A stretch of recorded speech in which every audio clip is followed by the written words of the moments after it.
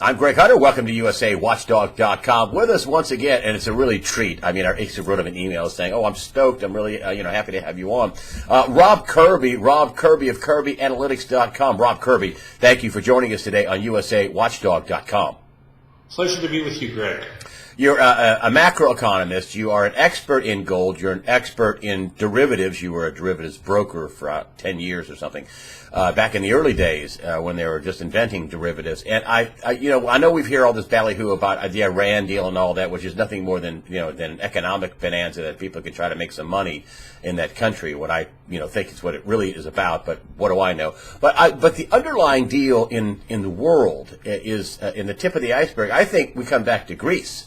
I mean, the heavy-handed tactics, the bankers can overrule the Greek parliament. They have a $50 billion, fund that they want now, collateral. And what do you think of the Greek deal, and what does that show you about what's going on in the global economy? Well, the Greek deal to begin with, Greg, should come as no surprise to anybody, because the whole premise behind Greece getting into the euro in the first place was a connivance, because Greece, with their financial advisors, Goldman Sachs, used derivatives, specifically interest rate derivatives, to alter the appearance of their sovereign finances and to alter the appearance of their debt to make them look like they indeed qualified for the euro when in fact they didn't. But there's a long history of that, Greg, because Greece isn't the first country that used financial gimmickry and financial engineering to give them the appearance that they qualified for the euro in the first place. So the Greek tragedy or farce or comedy, we're not sure exactly which one it is, except we can guess that it's probably going to have a horrible ending. Should come as no surprise, because this is the modus operandi of central banks operating through their appointed agents, bullion bankers, typically Goldman Sachs, J.P. Morgan, Citibank, Bank of America, Goldman Sachs, Morgan Stanley. This is what they do. This is what they do when they get up in the morning. But this is not like the Iran deal. We'll get to your thoughts on that in a minute. But this is not a done deal. I mean, they still have to get this through the Greek parliament. I can't imagine they would vote for, we'll let the bankers overrule us, or, veto anything we do. Well, and, Greg, we'll give up $50 billion right now of everything not working off. But they're going to give up $50 billion of assets. They want, which brings me to collateral. So I wrote down my notes, for the wrap up that's coming up this week. Control and collateral. And I thought those bonds were collateral.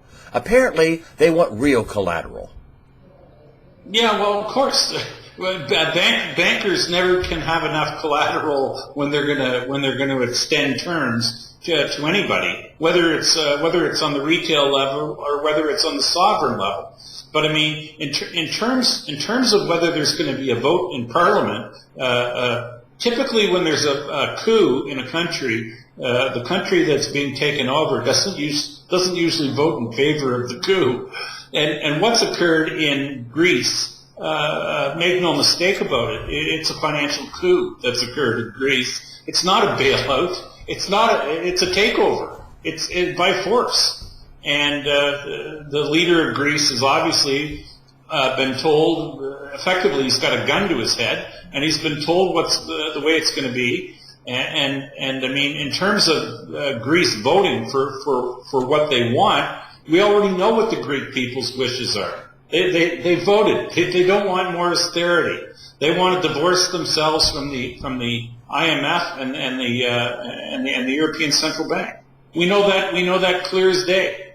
But you see, that's just not acceptable to the global elitists, the globalist bankers. And they've absolutely said, we don't really care what you think. It's going to be the way we say. And you know what? The rest of Europe should sit up and take note of this, because there are other countries that are finances are not in good shape as well, namely Portugal, Spain, and even France, and Italy.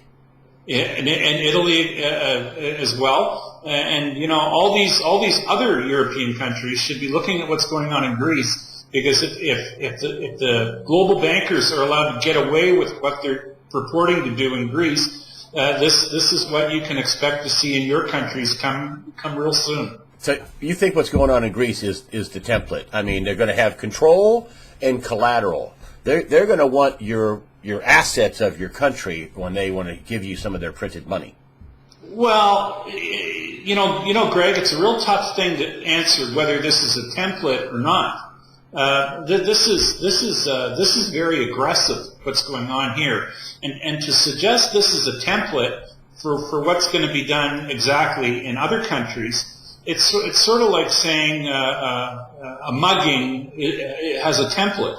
I mean, muggings are very aggressive, nasty acts. And when you're being mugged, you have the fight or flight reflex, where the thing is, when you get into a dust-up with anyone, Greg, how it's gonna ultimately end is anybody's guess. And so to say that there is a template, I don't know if there's a template or not. It seems to me that the bankers will use virtually anything at their disposal, including threats, including offing people. This is a very nasty game, and what's at stake here, Greg, is world domination. They couldn't allow a haircut. Merkel wasn't going to allow a haircut, and my suspicion is that, well, if they give Greece a haircut and they cut the value of their debt, then they cut the value of those bonds. A. B. Everybody else would want the debt cut, and they'd further cut the value of those bonds, and they've leveraged them up to the moon. On top of that, they've added a huge derivative contracts by orders of magnitude.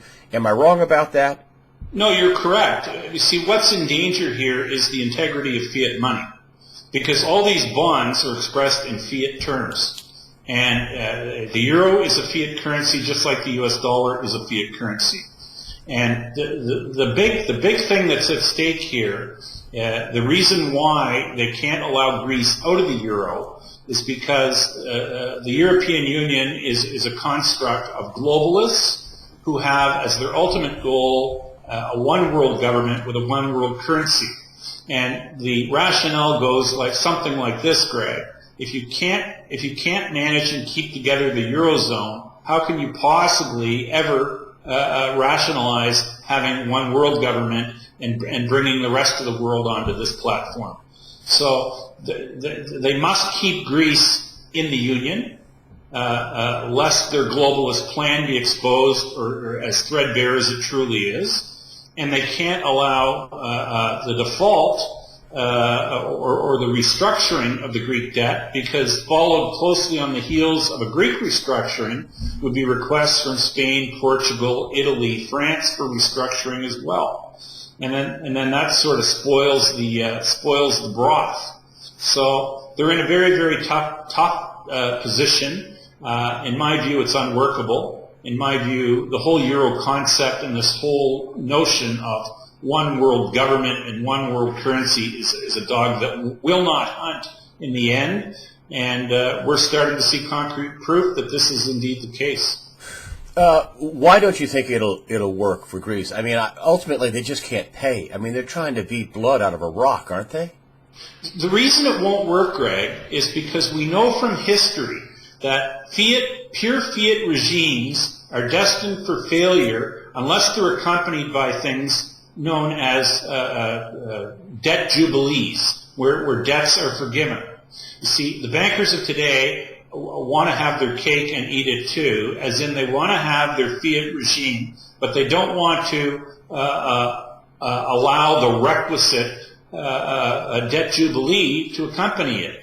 And see, historically, we know that fiat doesn't work unless there's a cleansing or something along the lines of a debt jubilee.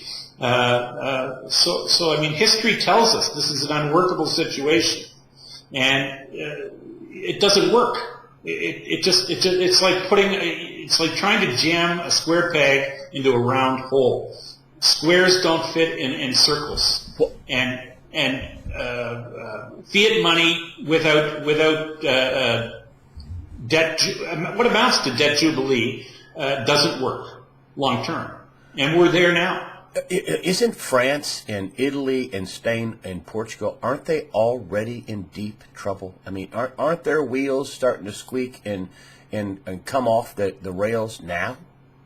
Well, Italy's wheels were squeaking before they ever joined the euro, and if the truth of Italy's sovereign finances were actually transparently known to the world back in the late 90s, Italy would not have qualified for the euro. And very likely the euro concept would have been stillborn and would have never been enacted.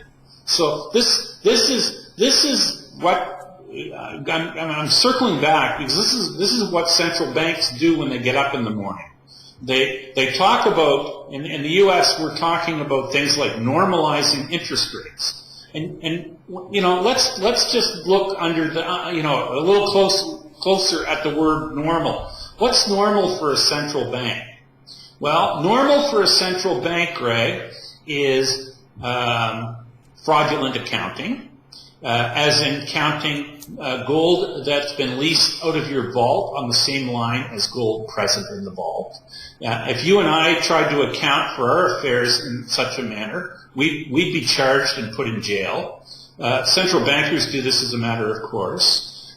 Central bankers, what's normal for central bankers? Bailing out insolvent institutions, financial institutions that are deemed too big to fail, and selectively enforcing rules on specifically on institutions that actually have a banking franchise and are actually conducting real banking. So whenever I hear the word normalization, specifically when I hear it in reference to normalization of interest rates, because I know how fraudulently rates have been pushed or engineered to zero, I have to cackle, because anything that's normal in the world of central banking usually has a long trail of fraud and deceit associated with it. Are we at a precipice? Are we at a point? I mean, if you would take a look at just the overt headlines, just in the last few days, oh, there's a deal in Greece. Oh, there's a deal with Iran. You would think, wow, this is great. Everything's going great. Is that what you think? Is everything going great? I'm going to characterize it this way. If you've ever seen the cartoon The Roadrunner and Wile E. Coyote, you know that when they have their races around these hairpin turns, up in the cliffs, often they'll, as they're going around a corner, you'll see them actually off the edge, and then by some miraculous feat they hang on to the hairpin corner, only to race down the road a few more 100 yards when an anvil falls on their head. We are certainly following in the footsteps of Wile E. Coyote, and we are going to have our Wile E. Coyote moment at some point in time here, and the anvil will drop. And I'll tell you, Greg, it isn't going to be pretty when it lands on someone's head. So a lot of people are saying that this fall we're going to have a major confluence of events this fall that could cause a lot of consternation, a market crash, you name it. I mean, everybody from the theological aspect, I had Jonathan Kahn on, to people like you, who are saying that this is looking bad. This is not good. Do you think it might be this fall, Greg? It might very well be this fall, but it might also be later in July or in August. And, the fall might be a little bit too late. What are you hearing from your sources? I mean, you get gold by the ton for people. Has that abated at all? No, gold and precious metal is very tight. Not just on the institutional level, it's also getting very tight on the retail level. As per the United States Treasury suspending the sale of silver American Eagles until August in recent days. And you're seeing the demand. What are your clients telling you about what they're seeing? If they have enough money to buy gold by the ton, then they have a lot better connections than normal people like me What are they saying to you about what their appraisal of the economy is? The descriptives that I'm hearing are that things are getting very freaky and everybody's very nervous. And that's at the very highest levels. And when they say freaky, like they think that they're going to have a bank holiday? They think I've never heard them use these words before. Really? So exactly what to read into it. I call those alarming words from the people I hear them from. And are they unabashedly and unabatedly buying gold? Are they just getting all they can, or what do you see with what they're putting their money where their mouth is? What are they doing? Oh, they put their money where their mouth is, and they buy all that's available to them. And why do you think the price is the way it is? I mean, is this just more market manipulation, or are people running into the quote safe haven end quote of the dollar, or what is it? Why is it languishing below $1,200? Well, look at the open interest on the futures exchanges, Greg. Record levels of open interest, which is reflective of people selling. Like the open interest, Greg, in the COMEX silver, there are people that have sold the short positions are, I think, currently over annual mine production for a whole year right now. You see, and Greg, that's metal that doesn't exist. That's metal that has to be mined in the future. And so why is physical metal being priced on the ability of somebody to sell an infinite amount of paper as it relates to a product that hasn't even yet been extracted from the Earth's crust? There's no other commodity on the planet that would allow this. There's no other commodity where this does exist, and it's only in precious metal. And you know what? We know that government has a hand in this because the regulators turned a blind eye to it, and we know that they're part of a conspiracy, and there is a conspiracy, and we know they're part of it because of their inaction, because they don't tolerate this and will not tolerate this with any other commodity. So it's been the sale of paper that has held the price in check. And if they don't sell the paper, the price explodes up. So how long can that go on? I mean, a lot of people are just saying, well, then why should I even own precious metals? And I'm not giving you a hard time. But this is the question, is if they think, well, if they can do this to, infinity, then it'll never go up. And you say? And I say there comes a time when a very, very, very large entity will, instead of paper promises, will demand the real thing. And will say that their counterparty has defaulted when they're not given the real metal. Do you think that's coming? I think it comes absolutely. It's only a matter of time, Greg, and picking the day when it happens is a bit of a sticky wicket, but the day will come. You said in a past interview last year that it all ends when China stops getting its gold. Obviously, China is still getting some gold. Is that what's they're allowing this Ponzi scheme to go on because they're getting gold at a price that they wouldn't get in a free market world? Is that what you're saying? Well, there's let's put it this way: they're still building their strategic stockpiles, but a lot of their strategic stockpiles are coming from impoverished countries who are natural resource rich. And you see, if you want to think in terms of who ultimately can really put an end to this, it's countries in the likes of sub-Saharan Africa who are being paid in U.S. dollars, unwanted U.S. dollars on the part of Asian players. But suffice to say, they're paying impoverished countries U.S. dollars for the bounty, their natural resources, and when these countries realize that U.S. dollars aren't all they're cracked up to be, and they refuse to take them in exchange for their natural resources, that's when it's the doors of the barn are open, and that will come eventually. What will trigger that? What do you think will trigger a dollar crisis? Because what you're talking about is a dollar crisis when nobody wants it, sell, and everybody tries to get out of it and runs to the exit doors at the same time. I would suggest to you, Greg, we already have certainly at least in the embryonic stages, we have the makings of a dollar crisis evolving.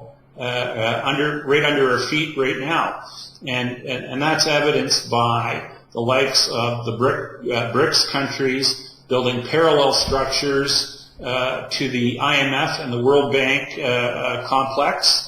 All not based on dollars. So, and we've seen a number of BRICS countries, let's just say, lessening their appetite to acquire further U.S. government debt. So you see, that's also undermining of the U.S. dollar. And then to boot, we also have Japan engaged in a very, very high level of quantitative easing and printing of money, and the yen and the dollar are joined at the hip, and we actually know for a fact that China and Russia are building extremely large reserves of physical precious metal, which at some point down the road, that just in itself serves as a threat to the dollar, because as they continue to acquire bigger and bigger amounts of physical bullion, the likelihood grows that they can unilaterally back their own currencies with gold, giving their currency tangible backing. And then if that should occur, and I would say as time goes along, the likelihood of that occurring become greater and greater, then it would call into question whether or not America truly has the 8,000 metric tons of gold that they claim to have. And I think that's highly, highly doubtful. So you think this is going to be like when it reaches critical mass, this isn't going to be rolled in gradually. This is going to go boom, just like that, and there'll be an immediate devaluation to the dollar? I think when this occurs, I think it'll be like somebody throwing a switch. I think it'll likely occur probably on a weekend, and we'll wake up maybe one weekend morning or Monday morning, and the world will forever be different. Tell me if I'm I have a theory that hit me this week, and my theory is that part of this Trans-Pacific Partnership, this trade deal, the Trade Promotion Authority Trans-Pacific Partnership deal, the TPP, as they say, Trans-Pacific Partnership. That's it, right? TPP. I just want to make sure I get all the numbers right. There's the TPA, the TPP, the TI, anyway, TISA, anyway. But this recent deal they signed into law, which, Boehner, the Speaker of the House, and Mitch McConnell just went tooth and nail, just full bore into it, and it didn't show up for the signing ceremony. And I wonder if a component of that is some sort of dollar devaluation. In this I wonder if that has already that Obama has already signed on for a big fat dollar devaluation with this trade deal, because it's secret. I mean, you can go to, if a congressman or senator discloses the details of this, they can be charged and be tried and imprisoned. What do you say? What say you? Well, what do I say about it?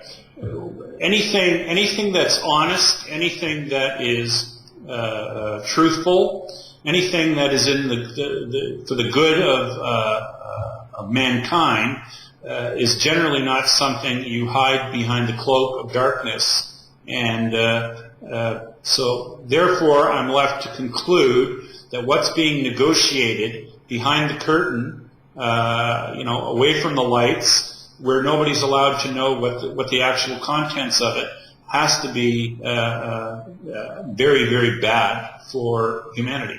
So, so that's my view. Anything that's got to be hidden from plain view can't be very good for anybody. Do you think it's dollar negative? I think it's humanity negative.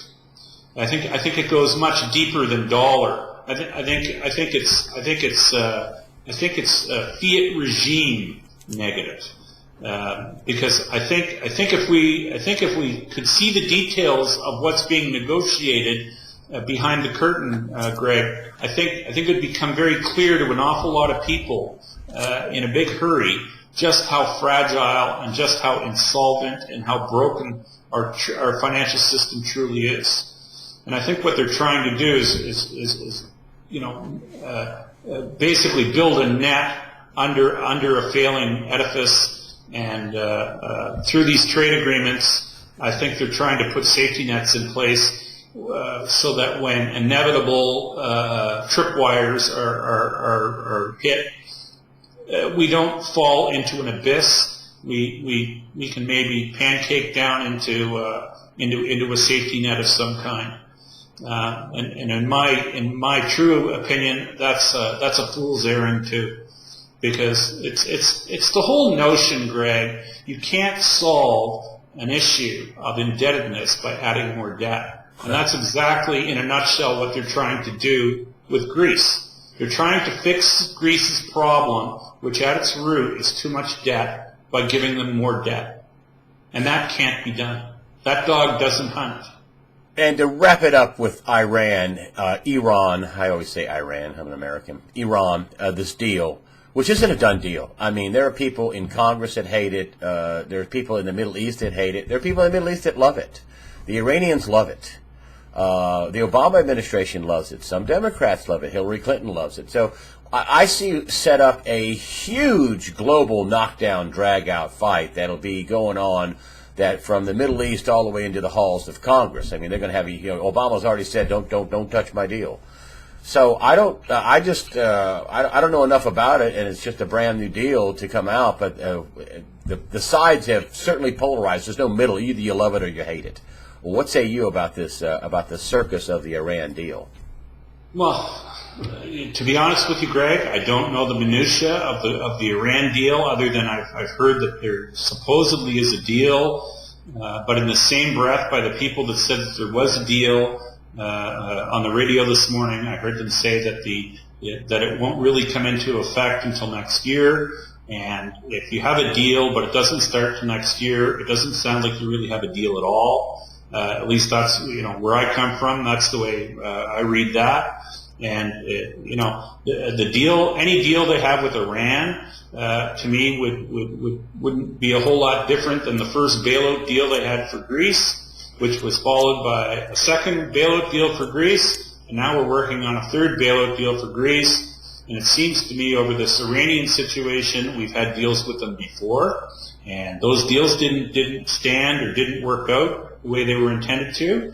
And so now here we are again, saying that we have another deal. And deals in the Middle East seem to be a many, Greg. But deals that have teeth in the Middle East that actually have meaningful consequences, I would suggest are few and far between. Rob Kirby, Kirby-Analytics.com. Rob Kirby, thanks for joining us today.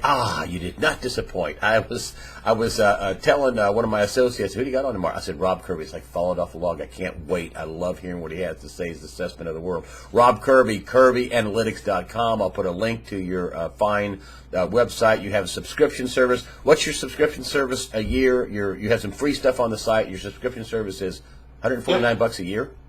Yeah. $149 a year. Stuff weekly. You know what, Greg? It hasn't really been weekly recently, but the communication that I do with my subscribers is on a direct email basis. Oh, okay, all right. So they can ask you questions. Say, here's what I think, and here's what I've heard. Thank you for your insights and your backdoor insight. And one last thing. When do you expect the price of gold to go up? Is the price of gold going to go up at some point? I mean, or is it like Harry Dent says it's going to be $700 an ounce or $200 an ounce or whatever he says? My belief is that I will live to see the day when you cannot purchase an ounce of gold for paper money. Rob Kirby, Kirby-Analytics.com. Thanks for joining us today on USAWatchdog.com. Pleasure being with you, Greg.